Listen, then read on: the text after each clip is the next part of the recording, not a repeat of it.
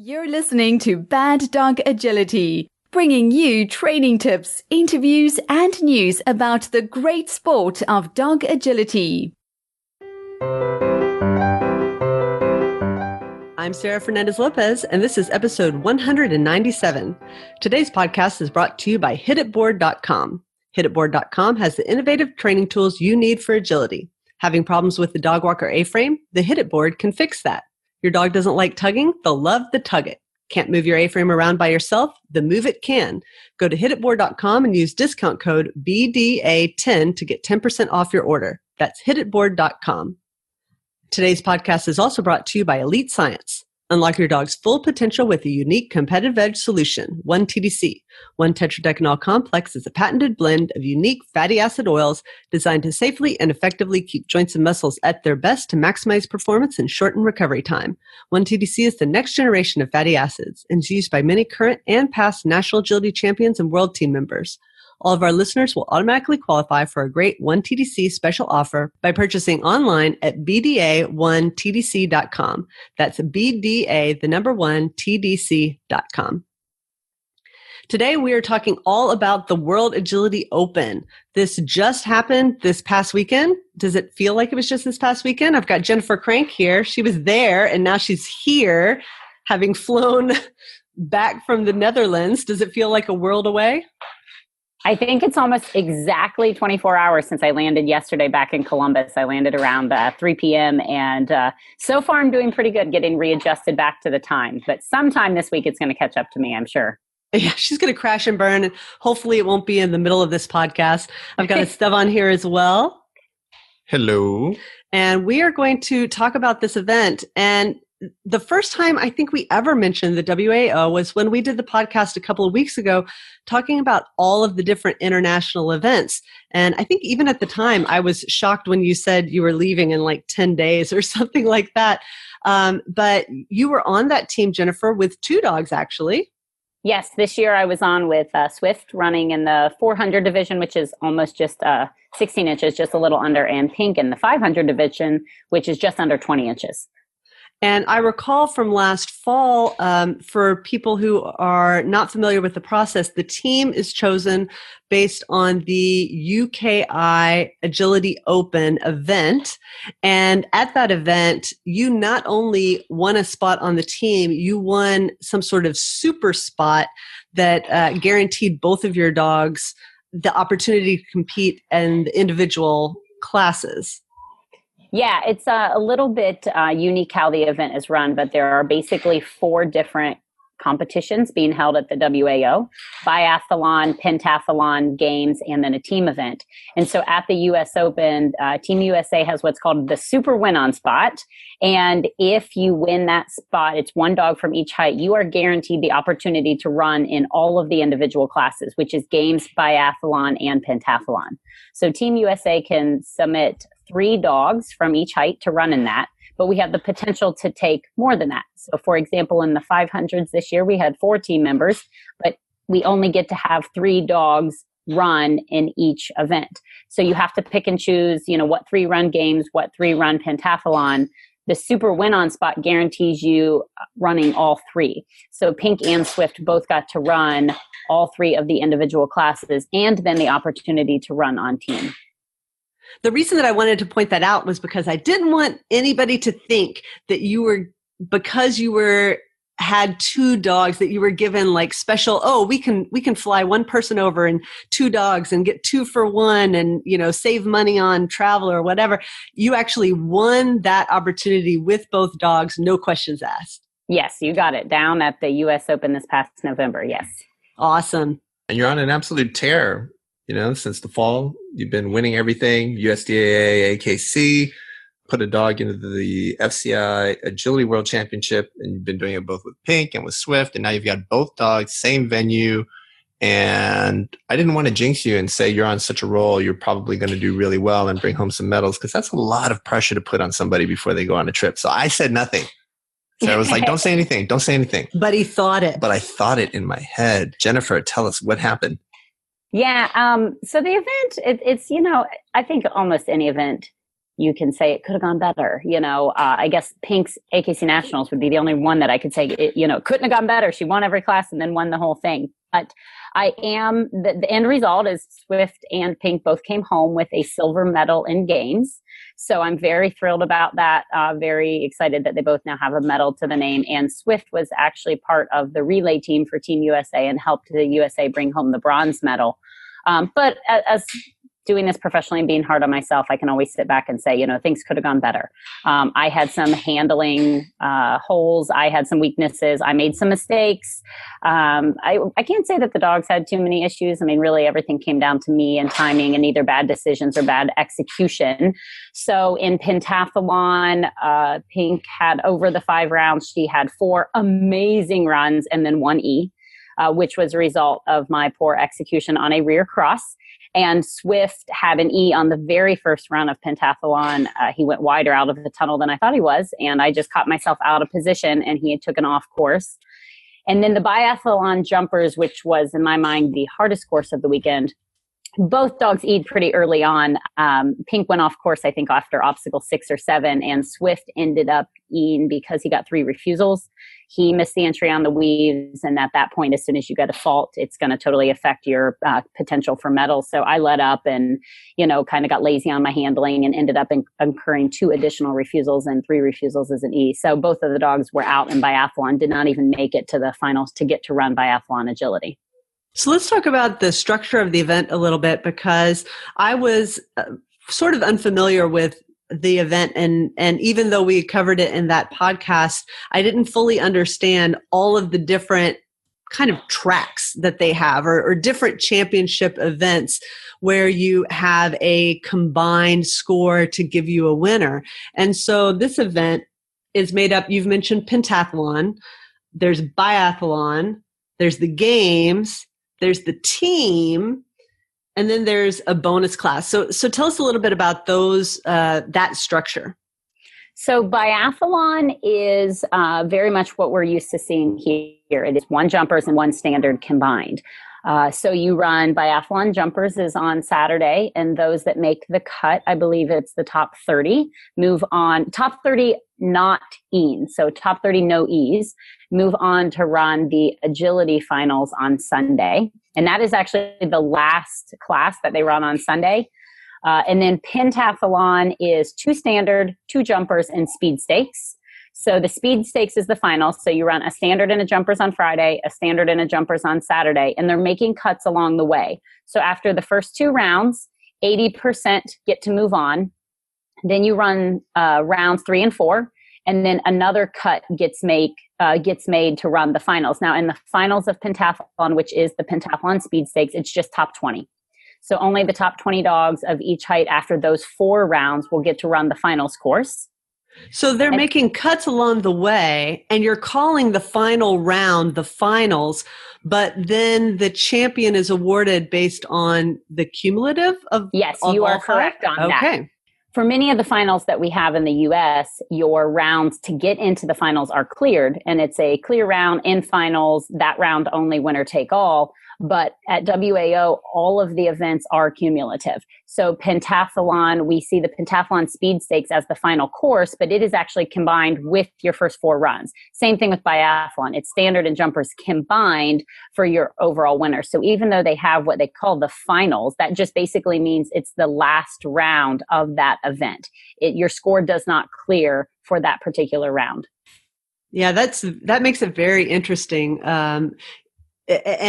And sort of weird because you don't really know who won right away. Well, they have a leaderboard, a huge, ginormous screen above the ring, and the score is the overall winner. So they do keep a scoreboard up there, but it's not for that round. It's the overall. So you do still know immediately who ran, you do know immediately who won, but you would not necessarily know who won that round. Okay.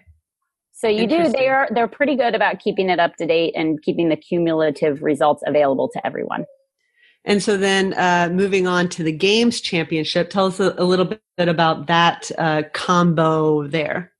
So the Games combination is 1 snooker that is run on Friday combined with a gamble run that's run on Saturday. And it's the only championship or the only medalist spots that are announced on Saturday. Everything else you have to wait till Sunday. So pentathlon, biathlon, and team are all finaled and awarded on Sunday. But games is done on Saturday evening. So it's kind of the last thing. They go down to one ring in the main arena for the gambles finals.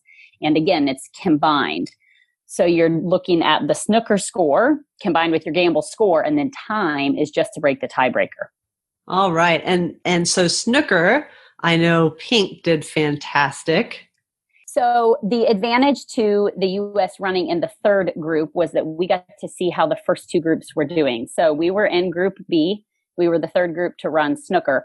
So we had many of the team, I say we, many of the Team USA had to modify and change our plan based on what we saw other dogs getting through.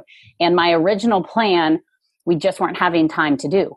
So it's that advantage of being in the third group. And I completely modified my plan. I ended up running something with both dogs that I never walked.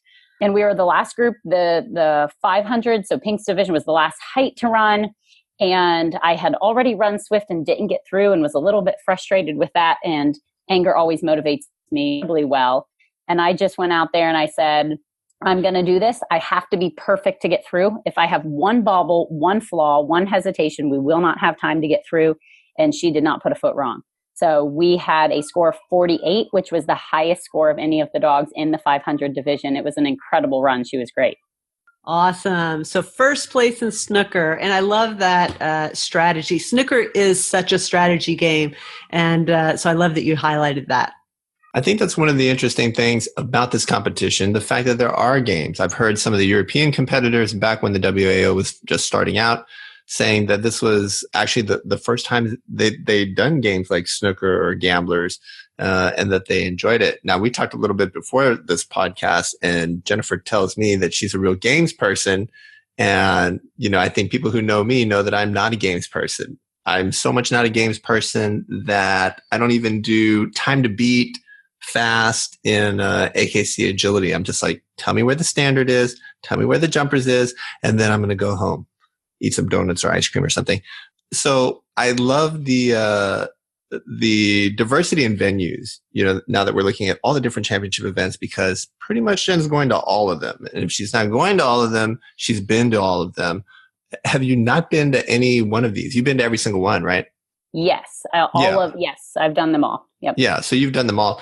One thing I wanted to point out about having all the games, and this is something I think that could definitely convert me into a games person, because there's no way I'm going to show up and do a bunch of games at WAO without having done games before showing up at WAO. So certainly I would add that to my local trial schedule or practices at least. But I like that there's a lot more strategy. Jen talked a lot about strategy. She's really big into strategy. Talking with Jen about agility, it's really a lot of fun. And I think, I also have that analytical approach just to individual courses. And then when you layer on top of that, the game strategies and points and winning and stuff like that, it's really a cool thing. It actually reminds me a lot of poker, which is another hobby / sport that I like to do. And aside from all the different games, it also gives you some incentive to kind of attend the event and know that you're not going to have one or two runs, do poorly, and that's the end of it. So how many runs would you say that you're getting with each dog potentially? So the big thing is you make cuts along the way. So you actually do have the potential to run as many as 9 runs, not including teams. So if you were to make all the cuts, you would run 5 pentathlon, 2 biathlon, and 2 games. However, if you, for example, on Friday, if you E in pentathlon standard and pentathlon jumpers, you would not make the cut to run on Saturday and Sunday. So you could go, and I could have had a minimum, I guess the fewest runs I'd have would be 4, both pentathlon, 1 biathlon, 1 games. And that would assume I did not make any cuts. Right. And if you look at an event like the FCI World Championship, you have 2 team runs, 2 individual runs. So everyone's going to run a min and max of 4. Actually, though, there are some people who show up only for the team or only for the individual, and they only have 2 runs. It puts a lot of pressure on those 2 runs.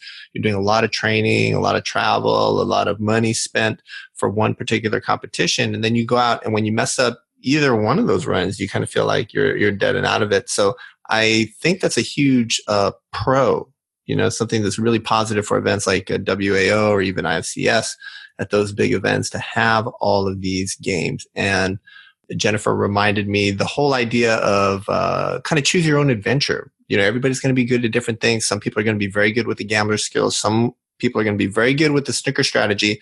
I'm going to get a 0. People like Jen are going to really take advantage of me. And so, everybody's got their own little niche in agility. But I like the idea of going out there and having the possibility of having multiple runs that kind of don't depend on each other quite so much, not in the same way as some of the other events. You know what I mean? I think they do a great job to give everybody something. And as you said, diversity in everything. I mean, there was no one dog that won games, biathlon and pentathlon. Your games is going to appeal to maybe dogs that have more distance, or people who enjoy the strategy and understand that, where biathlon is 2 runs and you're going to have to be pretty wicked fast. It's just those 2. That's it. Pentathlon, that's 5 runs. I mean, you have to have a dog that has some consistency. So maybe not the fastest of all the dogs, but a dog that can go out there and put in nice runs 5 times over the course of one weekend. So I feel like it plays to a great variety of dogs and variety of handlers, and gives each dog kind of a chance and a little of something for everybody. And I do agree. It's nice to see a different mix of handlers and dogs. It's also nice to know that because of the different events, if you fault in the first run of the first class of the first day, that might not affect you for biathlon or games, and you can brush it off and still potentially medal in something else. I really like that, and I'm glad you're out there representing the United States, bringing home the medals as usual. So that's really awesome. And so you had mentioned, you had also mentioned team. So we covered games, and you mentioned team as well. So tell us a little bit about the team championship. Yeah, team is super fun, super exciting, very different than anything we're used to. I find it very interesting and intriguing. And again, lots of strategy involved. So team is 4 runs combined, and then a finals, which is a relay. And of those 4 runs, it's 2 standard and 2 jumpers. But the thing that's very unique is that you do not have to submit your roster for who will run team until after you see the course map. That is crazy. Right. So we get the course map in the morning, and depending on the day, you have anywhere between an hour and a half to 15 minutes to look at the courses and submit the roster. And so of the 4 rounds, the 2 standard and the 2 jumpers, what happens is you have to have 3 dogs of various heights run, and each round a different height gets to sit out. So basically, in one of the standards, we could have a 300 run, a 400 run, and a 500 run, and would sit a 600 out. But if we sit the 600 out in that particular round, then that means that they cannot sit out in another round. So it's a total of 12 runs combined before we go into relay. 3 dogs and jumpers, 3 dogs in standard, and then the next day, 3 dogs and jumpers and 3 dogs in standard. So of the 4 rounds, each height, so there's 4 jump heights, sits out once. So, and when you talk about submitting your roster, so you're saying that not only do you decide which of your heights is going to run, which of your 3 of the 4 heights is going to run, but then within that height, you're deciding which people are going to run. So it's like a double choice. Right. There. So, we all gather around and we meet at the stalls and we look at the course map, and it might be one that is just absolutely, totally wicked, crazy, hard, really tight spacing. And we say, this is going to be a really bad one for the 600s. Let's let the 600s sit out. We'll let the littler dogs run this one. So then we have to say, okay, well, if the 400s are running this, which of the 400s are we going to submit? So then the 400s, so there were 4 of us on our team, get together and we say, which dog's going to be best? Well, it's really wide and open and we want speed. So let's select this dog. Or it's very technical and it's really a bad one for a running dog walk. So let's try to find a dog that has a stop on the dog walk. So yes, you're not only selecting which heights run, but also which dog within the height. So every person on Team USA is, quote, on the roster when you arrive, but then you have to submit which dog runs that particular course. So you could have 12 runs and 12 different dogs run, or you could have 12 runs and you could nominate the same dog from that height for all of the rounds. That is the most interesting strategy element that I have heard in agility, is that ability to look at the course and then pick your team and have everybody put their hand up and say, I could do that course, or I cannot get that. That entry is my nemesis. That weave pull entry is my nemesis. I cannot do it. That's exactly it. We had one that was a dog walk tunnel discrimination and one that was an A-frame tunnel discrimination. And so everybody was like, we got discriminations, or no, we're not good at discriminations. Or like you said, I don't have that weave pull entry. I don't have that skill. And a lot of it looking at the running dog walks, which courses were good for the running dog walks versus which courses were, better for the stops. That is wild. I love that. Yeah. So that's your team event. And then the relay. So there is a relay. So the top 8 teams, so the top 8 countries move on to the relay, which is the first thing run on Sunday morning. And it is actually a 4-part relay. So you have one dog from every height, and they have their own section of the course. Okay. So you have a 300, a 400, a 500, and a 600. And you're running somewhere between 11 and 12 obstacles. And it's a 4-man baton exchange. So you just run in height, small to tall, the 300 runs, hands off to the 400, hands off to the 500, hands off to the 600. And then that relay score gets combined with your other scores. So at the end of the event, Team USA took home bronze. Awesome. Okay. And so now I see it's all of Team USA. It's not a height because you have that cross height relay. Exactly. So when we went up to the podium, we had a large number of people going up to the podium because you had everybody who ran one of the 4 preliminary rounds along with everybody who ran in the final relay. Okay. It's all making sense now. Yeah. And I think that one of the things that I want to remind people about, we touched on this in the other podcast, is that the WAO event is relatively new and it is basically designed from the ground up by agility competitors. And so you kind of have to keep that in mind when you hear about all of these ways in which it's really different from all the other organizations is, somebody basically thought of that. Somebody came up with this. Somebody, I'm sure they sat in a room and had a big brainstorming session about, okay, all the rules are out the window. We can do anything we want. What do we want? What do we want to do? What do we want out of a championship? And what you have is the WAO with this, emphasis on strategy, with this, with the games, with having different kinds of agility for different groups of people. And we have seen changes over the years. So the first year was 2011. And I participated the first 2 years, 2011, 2012, and then I coached in 2013. Went back in 2014 and then took a break until this year. And we have seen changes. Some of them small. The jump heights, they kept changing around and playing around with the jump. Would send out surveys, ask for competitors' feedback after the event. What did we like? What did we not like? And one of the things that they changed, just off the top of my head, was the format of relay. So what they used to do is they just used to do 2 heights.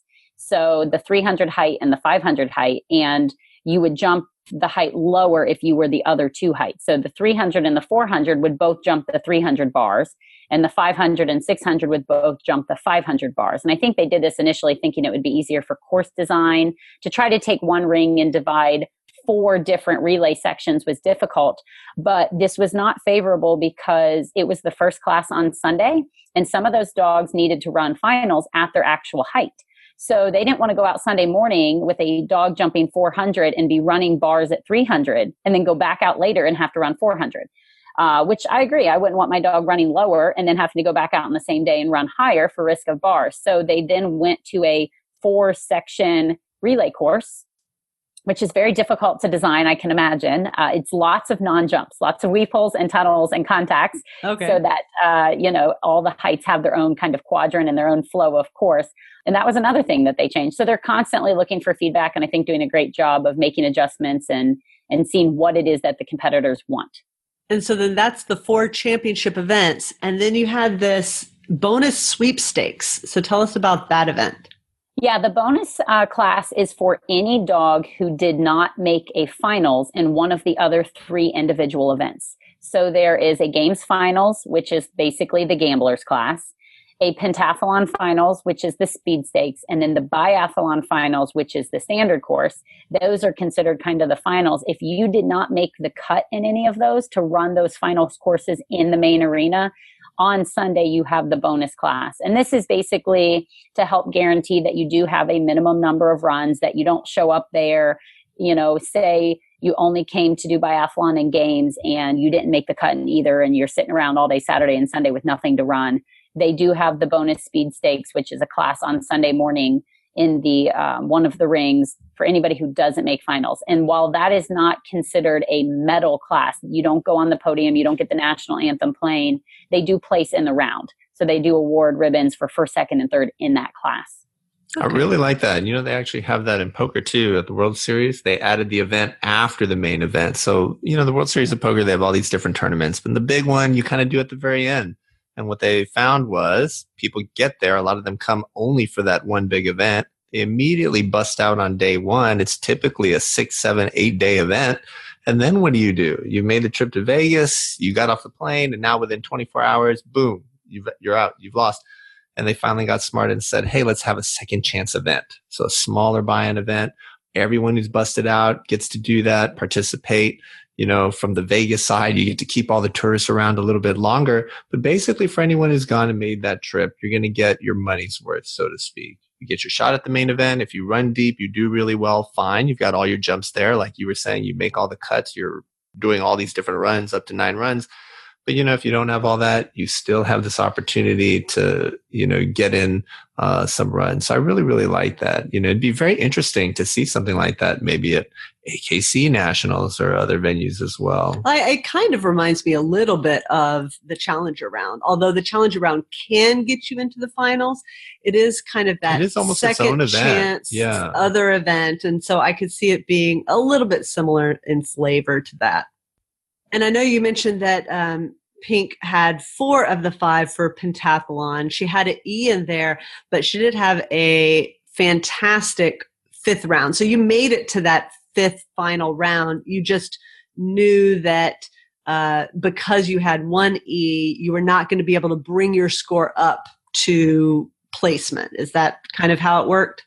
Yeah, after 4 rounds, we had 3 clean runs and an E, and we were the highest placing dog with an E. So pentathlon is time plus fault. So she was fast enough and did well enough in the other 3 that after 4 rounds, she was in 19th, and they only take 20 into speed stakes. So we were kind of squeaking in right at the end. And I knew even if she went out there and laid it down in round 5, the E was going to keep us from getting a medal and getting on the podium. So I went out there and I said, you know what, this is it. This is my grand finale. This is my last run. I'm going to lay it down and I'm going to try to win the class, so that at least I could get a ribbon, that says, hey, first place. So I went in there, second dog to the line, and I had watched a bunch, and it was getting some people. And I think part of it was nerves. Some people were running and they were, in a contention for a medal. I do think there was a huge advantage to my run in that I didn't have anything on the line. I didn't have the nerves. Win or lose, Q or E, it did not affect the overall outcome. And I just went out there and she was incredible. She was great. She did not put a foot wrong. She actually ran a few of the skills better than we even warmed them up at the practice jump. And it was awesome. And when I got done, again, I was the second dog. We went out, we cooled down, we played, we walked in the fields. And I said, I hope that score holds up for a top 3 finish, because they only place 1 through 3. They don't place 1 through 4 like we're used to. And much to my surprise, she not only won the class, but, won it by almost second and a half, 2 seconds above all the other large dogs. So it was such a thrill to be able to go back in the ring and our first place ribbon. It was beautiful. It was a beautiful run. We'll put a link to that run in the show notes as well. Yeah, that run by Pink was fantastic. We'll put a link to that in the show notes. Congratulations on that first place. And also, of course, on the medal in the games class with both Swift and Pink. There were 4 U.S. medals, and you were 2 of those 4. Tell us about the other 2 members that took home medals for Team USA. So we did actually have 2 other Americans win medals. We had Perry with her border collie Verb come home with the gold in games. So she won the gold in the large dog division, so the 600 division that jumps close to about 24 inches. Now, what's unique about her, and if you're following results, she actually ran as a wild card. So one of the features that WAO offers is if for whatever reason you did not make it onto Team USA. So you went down to the tryouts, and let's say you either had a really bad weekend, or your dog came up lame that weekend, or you fell lame, or, fell in a hole or something, and you could not compete. They say, that's very unfortunate. It was one bad weekend. That doesn't, mean that you're not deserving. You can apply to be a wild card through the WAO. So you are basically running as the WAO's team, and you apply through the WAO organization. So Team USA has nothing to do with it. Our coaches don't get to select it. You actually have to apply through WAO, and they take 5 dogs per height, and they can be from any country, anyone that they deem to be appropriate. So it is an application process. You have to submit an application, your credentials, you have to submit videos, and the committee decides what 5 dogs from each height they say, you know what, you are deserving, you had a bad weekend. Or in the case of Verb, he actually was hurt the weekend of the US Open, which just happened to be very unfortunate. So he was running as a wild card, not as part of Team USA, and went on to win gold in the games championship. And so they made a good choice. They did make a very good choice. It definitely confirms that they have a good system in place if something were to be wrong the weekend of your country's tryouts.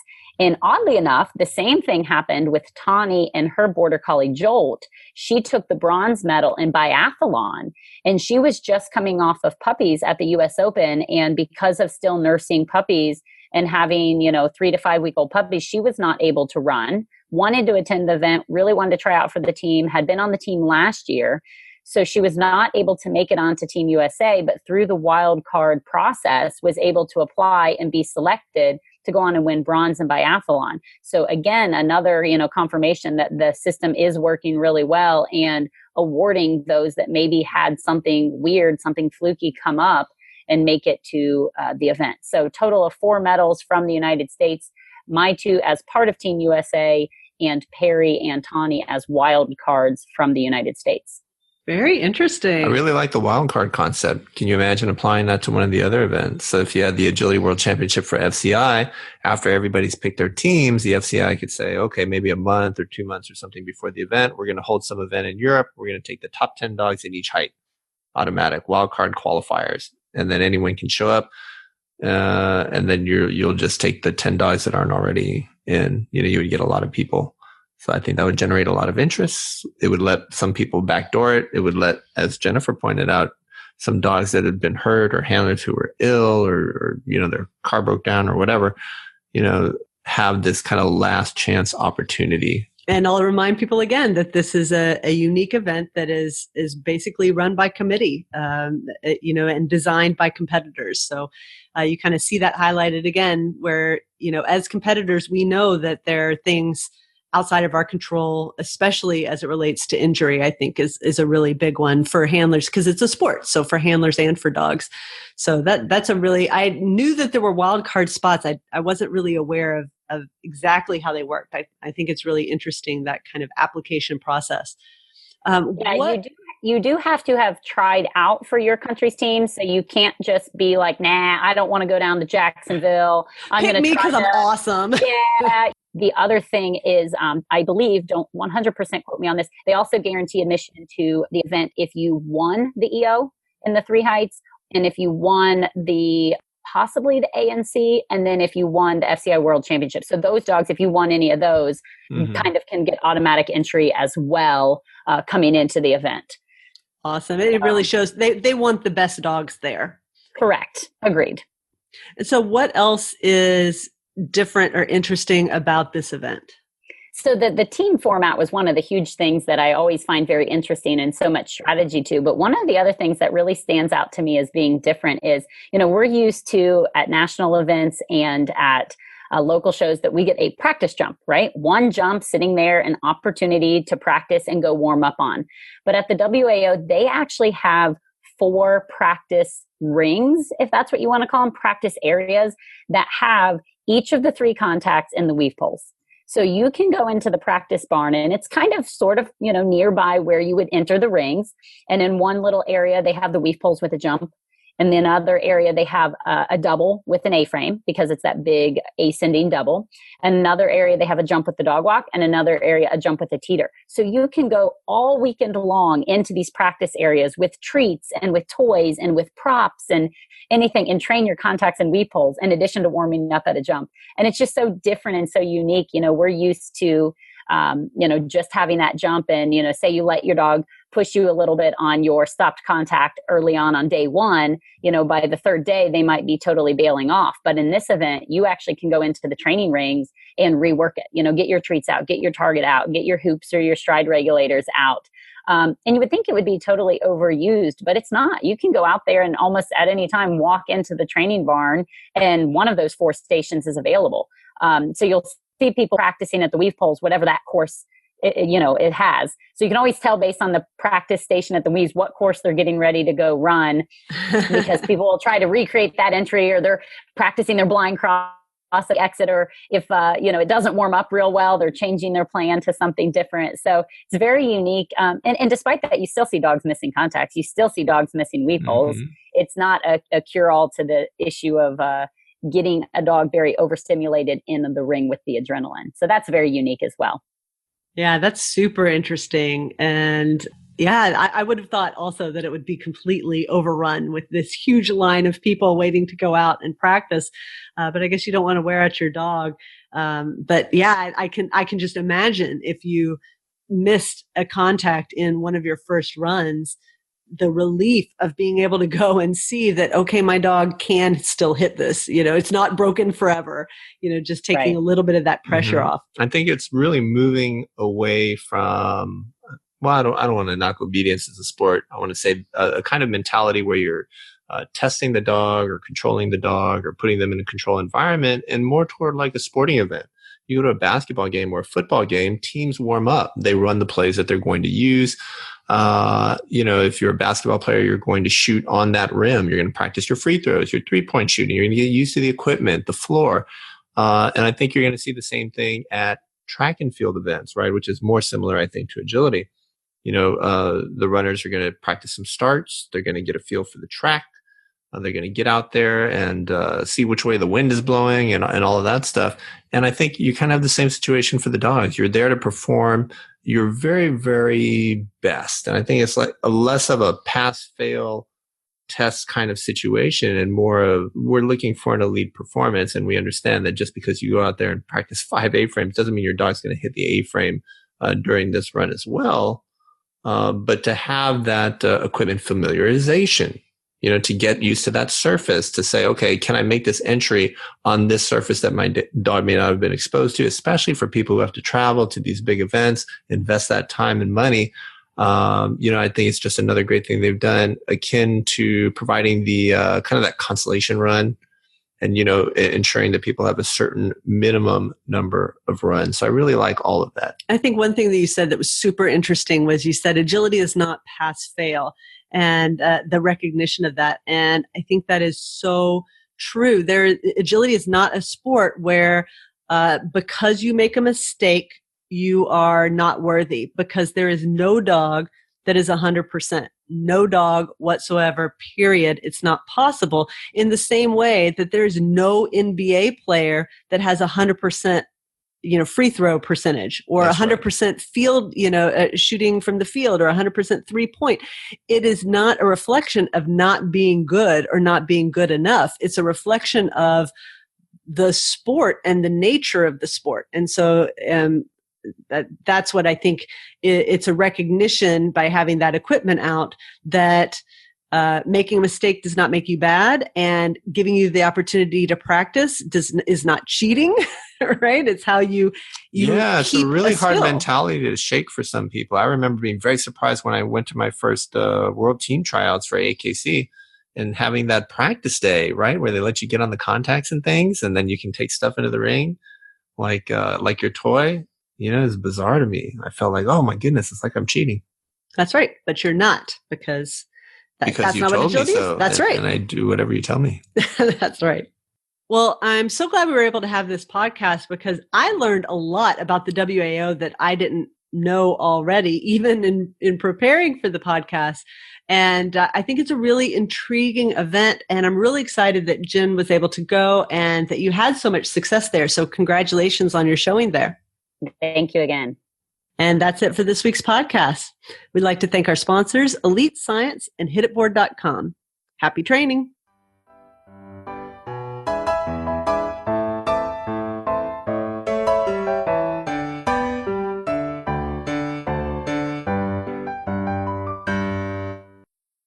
What do you get when you cross a dog with a phone?